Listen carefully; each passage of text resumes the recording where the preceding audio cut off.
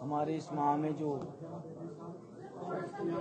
त्योहार छठ मैया का भी आने वाला है, सबकी बहुत बहुत हार्दिक बधाइयाँ, शुभकामनाएं। और हमारे साथ मंच पर उपस्थित हमारे पिता तुल्य रघुवीर अंकल जी, बहन जी शारदा जी, विजय भाई, लखन जी, भाई नितिन सिंगला जी, तरुण जी, बड़े भाई मेयर साहब। साथियों, जैसा आप सबको पता है कि इस झूठी और भ्रष्ट भाजपा सरकार को 9 वर्ष हो गए और हम लोग देख रहे हैं कि सरकारी पैसे का कैसे दुरुपयोग हो रहा है अपनी झूठी वाई लूटने के लिए। ये लोग जश्न मना रहे हैं कि 9 साल में हमने ये किया, ये किया, ये किया। हर मोर्चे पे ये सफल हैं और पूरे प्रदेश और फरीदाबाद की जनता के साथ इन्होंने जो विश्वासघात किया और जनसंपर्क के दौरान जो बातें हम सबके संज्ञान में आई हैं, जो सरकार की कमियां हैं, जनता तक पहुंचाना और आपके माध्यम से जनता तक और ज्यादा पहुंचे।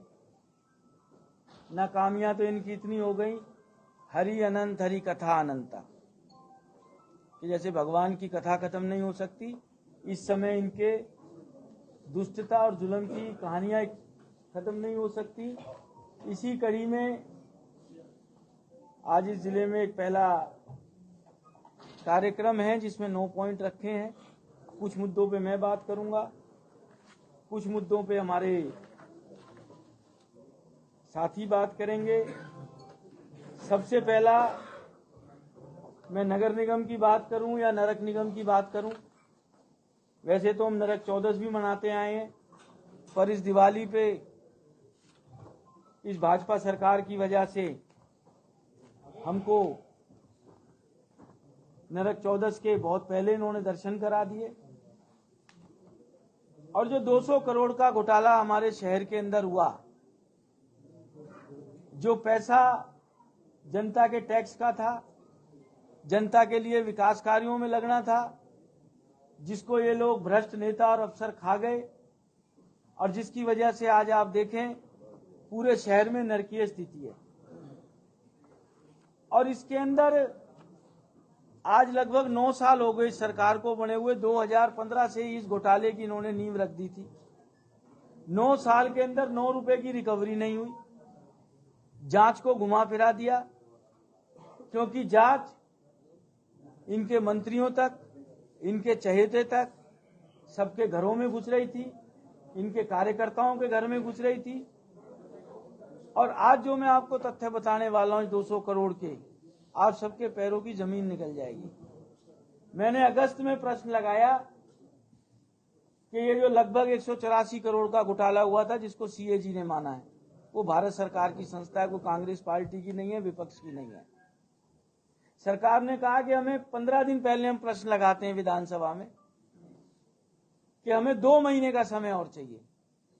अगस्त के प्रश्न का इन्होंने 90 दिन के अंदर जवाब दिया। तकरीबन 594 कलमें थी, 594 चेक थे जो नगर निगम से सतवीरा और उसकी अन्य कंपनियों को गए। 5 उसकी फर्म थी। सतवीर सिंह कॉन्ट्रैक्टर को 191 करोड़, 7वीं कंस्ट्रक्शन 3.5 करोड़, 7वीं ट्रेडर 4 करोड़, 7वीं precast 6 crore, Satveera construction 3 crore 76 lakh और टोटल अमाउंट 209 करोड़ का था। ये तो अभी जो जानकारी दी। और उसके अंदर जो सबसे ज्यादा हैरानी की बात है, 43 ट्रांजैक्शनें ऐसी हैं जिसका कि सरकार ने विधानसभा के पटल पे जवाब दिया है। उनके चेक नंबर बता रहे हैं, उनकी डेटें बता रहे हैं, उनके अमाउंट बता रहे हैं। उसमें से 20 करोड़ रुपया जिसके आगे लिख रहे हैं non traceable, record non traceable, या तो बैंकों ने बिना साइन के पेमेंट कर दी, या वो ऐसे कौन से अधिकारी हैं जिनको ये छुपाना चाहते हैं। 9 साल से ये घोटाला चल रहा है। 2.5 साल इसकी जांच को चालू हुए हो गए और ये लोग अभी तक ये नहीं पता लग पाए, जबकि मैंने बैंक में भी 3 महीने एज ए स्टूडेंट ट्रेनिंग नौकरी करी है।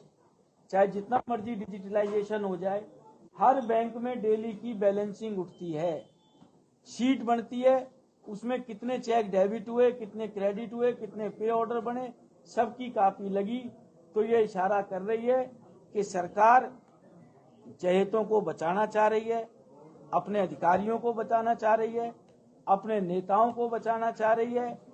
और हम ये मांग भी करेंगे, अगर जो भाजपा सरकार कहती है ये वह भ्रष्टाचार से मुक्त है, क्योंकि ये कई स्टेटों का मामला है, आगे इनकी पेमेंटें भी कई स्टेटों में गई हैं, सतवीरा के खाते से विदेश यात्राओं के लिए पैसा खर्च हुआ है, सतवीरा ने दूसरे स्टेटों में जाके इस पैसे को डाइवर्ट किया है, इसकी जांच सीबीआई ईडी से हो।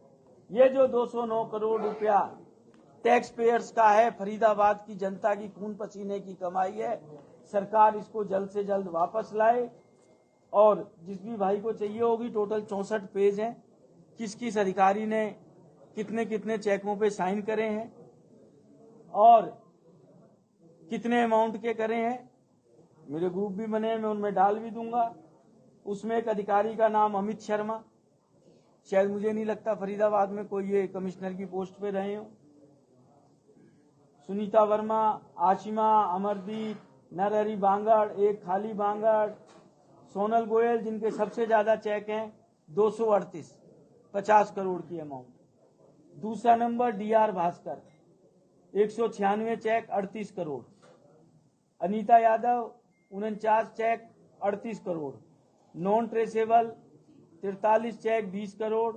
बाकी बांगड़ के 14, नरहरी बांगड़ के 12, अमरदीप के 9, आशिमा के 8, मोहम्मद शाहीन के 9, यश गर्ग के 7, अतुल 3, सुनीता वर्मा 2, अमित शर्मा 1। इनका मैं टोटल नहीं कर पाया, आज सुबह ही हैदराबाद से आया था, वो लड़का कर भी रहा है, एक आधा कर भी दिया होगा। तो इससे बड़ा साफ सरकारी पैसे की मैं लूट नहीं डकैती कहूंगा इसको।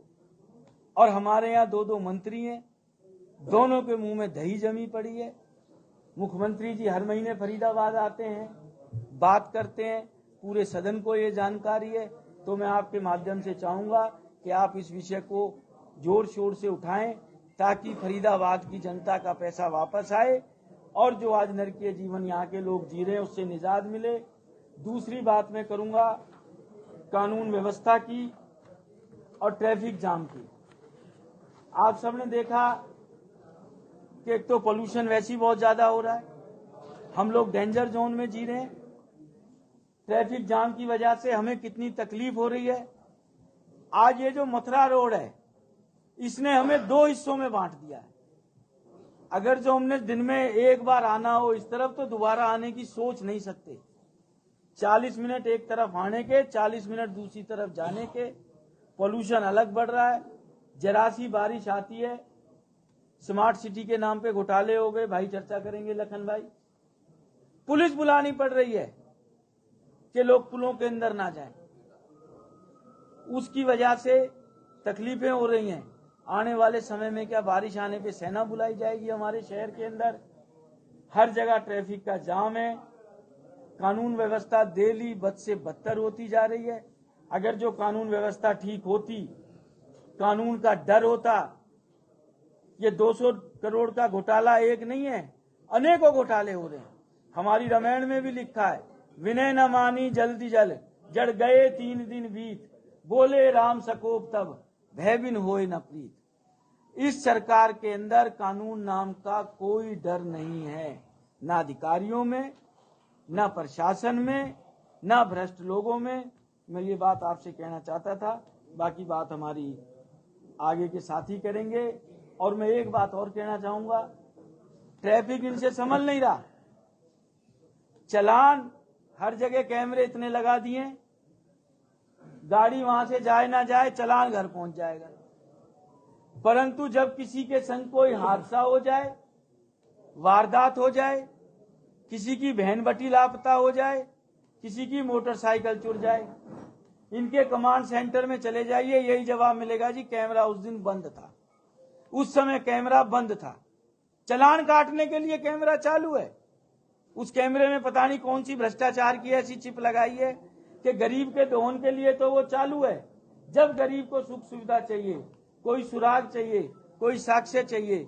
मेन उन कैमरे का उद्देश्य ये था कि अपराधियों में डर बैठे कि आप 24 घंटे सीसीटीवी कैमरे की निगरानी में है। उसमें तो ये सफल हुए नहीं, परंतु गरीबों को लूटने में, हजारों रुपए के चालान काटने में ये लोग सफल जरूर हो गए। धन्यवाद।